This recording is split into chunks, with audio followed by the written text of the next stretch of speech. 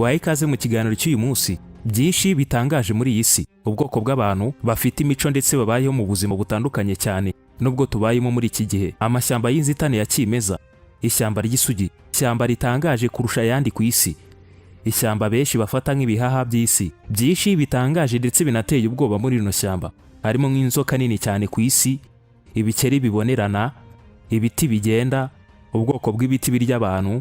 Ni byinshi bitangaje. Nguhaye ikaze mu ishyamba rya Amazone. Amazone ni ishyamba riherereye ku mugabane wa Amerika y'Amajyepfo. Iri shyamba igice kinini cyaryo giherereye mu gihugu cya Brazil. Iri shyamba rikora ku bihugu 9. Brazil yihariye 60% by'iri shyamba. Peru ifite 13%. Colombia ikagira 10%. Ibindi bihugu nka Venezuela, Ecuador, Bolivia, Suriname ndetse n'igihugu cya Guyana. Ibi byose iri shyamba ribigeramo. Rikaba riri ku buso bungana na kilometero kare 6,900,000. Ubunini bwaryo ni inshuro 17 ufasha igihugu cy'Ubwongereza ugateranyaho ibirwa bya Irland. Ishyamba rya Amazone ryuzuyemo ibiti by'inzitane byugarijwe n'umwijima ku buryo rwagati muri no shyamba hahora ari nijoro. Abashakashatsi bemeje ko 1% by'urumuri rw'izuba ari rwo rubasha gucengera mu biti by'iri shyamba. Byongeho bivugwa yuko iyi imvura iguye muri rino shyamba bifata iminota 10 byibura kugira ngo ibitonyanga bitangire gucengera bigera hasi. Amazone ibonekamo ibimera bitandukanye, byose hamwe bigabanyijemo ubwoko bugera ku bihumbi 40. Ibikururanda biri mu bwoko bugera kuri 370. Hari n'ubwoko bw'amafi bugera ku bihumbi 3. Ubwoko bw'inyoni bugera ku gihumbi 294. Harimo ibiti bikuze bigera kuri miliyari 390. Muri Amazone harimo ubwoko bw'abantu abasangwa butaka bagera kuri 400. Sibyo gusa kuko muri Amazone hagaragaramo ubwoko bw'udusimba duto tuzwi nka insect. Mu Kinyarwanda wabwita nk'iningwa habiri, tungana na 2,500,000.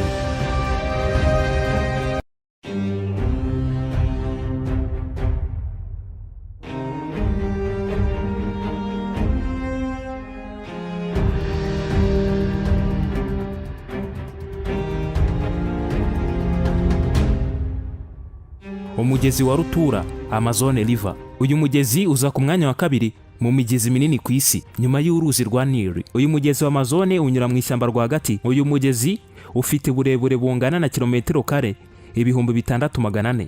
Amazone River ni uruzi rufite akamaro abasangwa butaka batuye ndetse bakavukire muri Amazone, bakuriye ndetse banasazira muri Amazone. Ne bazi bibera inyuma ya Amazone, bazi ko aribo batuye ku isi bonyine. Aba basangwa butaka ni bahinga, batunzwe no guhiga inyamaswa, kuroba ndetse bakarya n'ibiribwa bya kimeza nk'imbuto, ibinyamafufu biba byarimejeje muri Amazone. Ikindi, ubu bwoko buhora bwimuka buri gihe. Urugero nk'iyo batuye mu gace kamwe ka Amazone, ibyo kurya bya kimeza nk'ibinyamafufu ndetse n'imbuto bikabashirana. Ubwo bwoko cyangwa uwo muryango burimuka bakajya mu kandi gace k'iri shyamba rya Amazone. Ubu bwoko bwose bw'abantu ko ari 400 butuye muri Amazone bavuga indimi zitandukanye. Icyo bahuriyeho bose bambara ubusa nk'uko bavutse, bagahura ku yindi si yabo Amazone. Bagahozwa n'umugezi w'igitangaza munini cyane ucumbikiye inyamaswa z'inkazi z'akataraboneka ku isi ziteye ubwoba nk'ingona. Ingona ntabwo ari igitangaza muri Amazone kuko natwe hano muri Nyabarongo turazifite.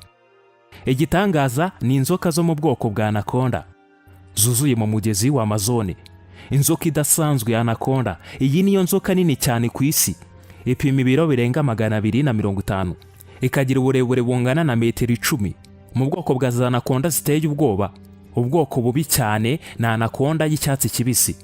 Iyi yo ni mbi cyane, uhura nayo uzayigendere kure. Ubusanzwe anaconda zigira umuvuduko uri hejuru cyane iyo ziri mu mazi, kuko zinyaruka ukubye kabiri umuvuduko w'ingona mu koga. Ibyo bikumvikana neza yuko ku butaka zigenda gahoro. Gusa ugize ibyago mu gahura naho waba ukicikiye. Usibye kuba wagerageza kwiruka kubitekereza gusa, wahita upfa uhagaze bitewe nayo ubwayo, ubundi ukayorohereza cyane guhita ikumira bunguri. Anaconda zikunda kurya ingurube z'ishyamba ndetse n'izindi nyamaswa. Kurya umuntu ni akantu gatoya kuri anaconda.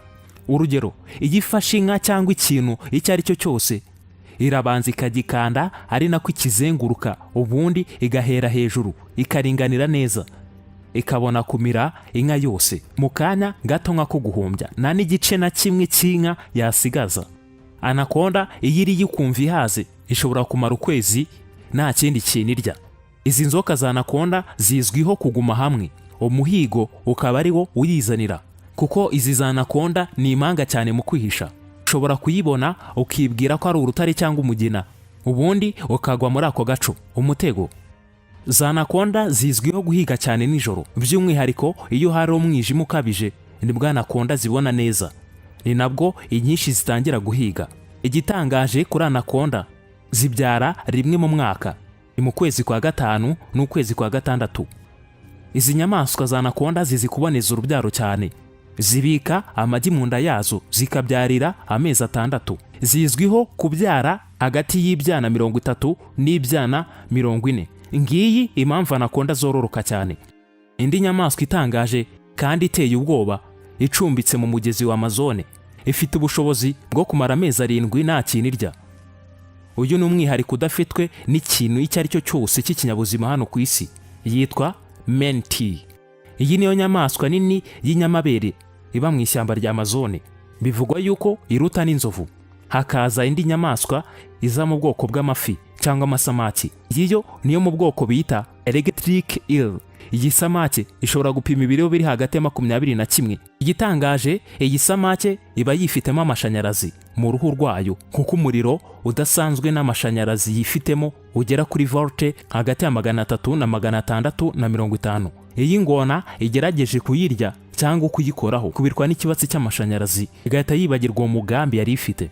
Hari ubwoko bw'ibimera by'ibyatsi biba mu mugezi wa Amazone byitwa Victoria Amazonica. Ni ubwatsi bunini akenshi buriremba hejuru y'imigezi.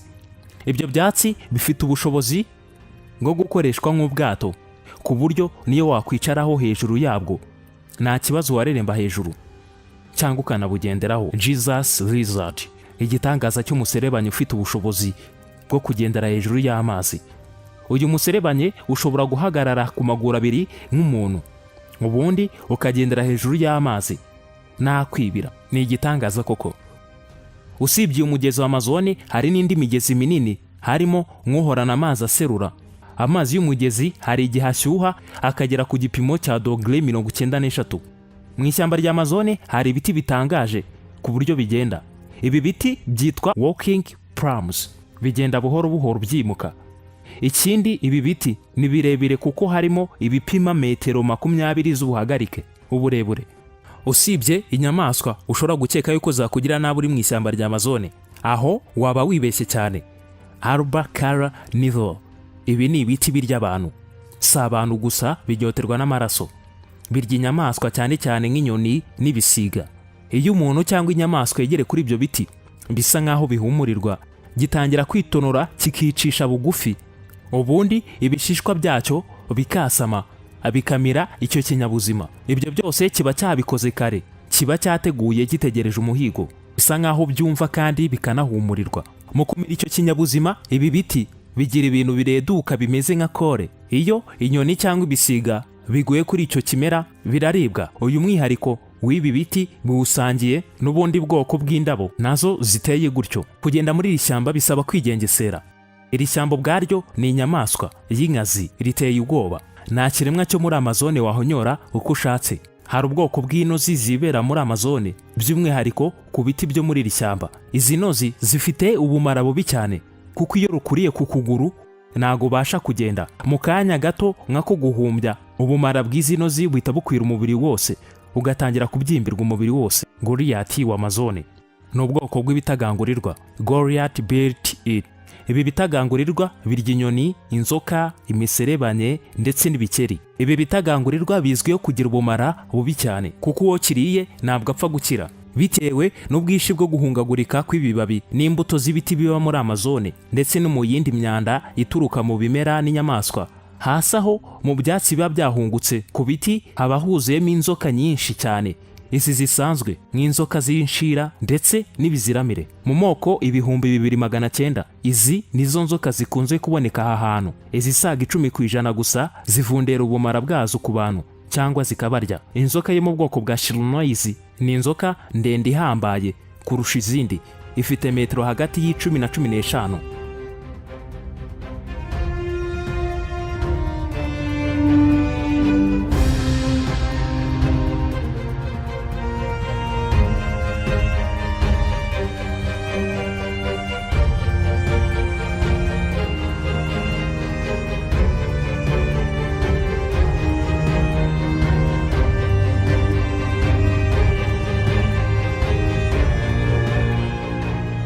Mu mwaka wa 2019 mu kwezi kwa Nzeri, igice kimwe kinini cy'iri shyamba giherereye muri Brezil cyafashwe n'inkongi y'umuriro, maze igihe kitari gitoya imyotsi myinshi yari yatangiye gupfuka ikirere cy'imijyi imwe n'imwe iri hafi y'iri shyamba. Muri ino shyamba ahafashwe n'inkongi y'umuriro hangana na kilometero kare 7,200. Mu gice cya mbere cy'ikiganiro cy'uyu munsi muri Amazone twarebeye hamwe ibigize iri shyamba rya Amazone. Mu kiganiro kindi kiri imbere tuzarebera hamwe ubwoko bw'abantu babaye muri Amazone n'uburyo babayeho. Ushobora kudusangiza igitekerezo cyawe cyangwa se inyunganizi, ikibazo, icyifuzo n'ibyo ushaka yuko ubutaha twazakuganiriraho.